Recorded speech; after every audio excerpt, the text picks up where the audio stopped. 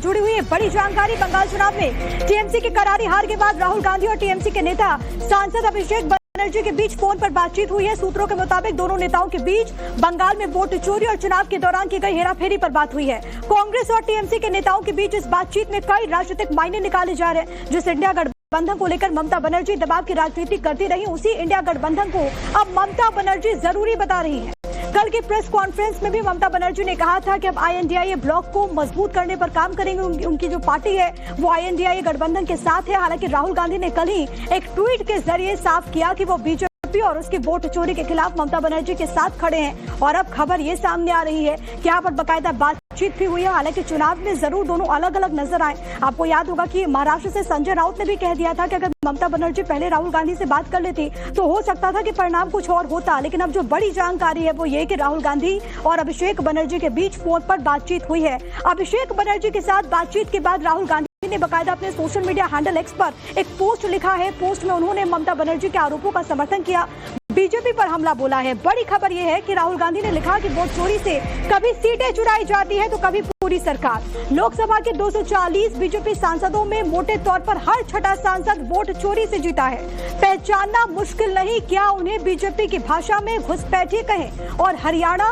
वहाँ तो पूरी सरकार ही घुसपैठिया है। जो संस्थाएं अपनी जेब में रखते हैं, जो मतदाता सूचियों और चुनावी प्रक्रिया को तोड़ मरोड़ देते हैं, वो खुद रिमोट कंट्रोल्ड हैं। उन्हें असली डर सच्चाई का है, क्योंकि निष्पक्ष चुनाव हो जाए तो आज ये 140 के पास भी नहीं जीत सकते। उनका ये पूरा पोस्ट आपकी टीवी स्क्रीन पर, जिसके जरिए उन्होंने गंभीर आरोप लगाए हैं। वोट चोरी का आरोप लगातार विपक्ष की तरफ से लगाए जा रहे। यहाँ पर राहुल गांधी ने कहा कि वोट चोरी से कभी सीटें चुराई जाती है तो कभी पूरी सरकार। अब आपको एक बार फिर से ग्राफिक्स के जरिए बताते हैं कि आखिरकार राहुल गांधी ने क्या इस पूरे पोस्ट के जरिए लिखा है। उनका कहना है कि वोट चोरी से कभी सीटें चुराई जाती है तो कभी पूरी सरकार। 240 बीजेपी सांसदों में हर छठा सांसद वोट चोरी से जीता। क्या उन्हें बीजेपी की भाषा में घुसपैठिए कहे? हरियाणा में तो पूरी सरकार ही घुसपैठिया है। निष्पक्ष चुनाव हो जाए तो वो 140 भी नहीं जीत सकते।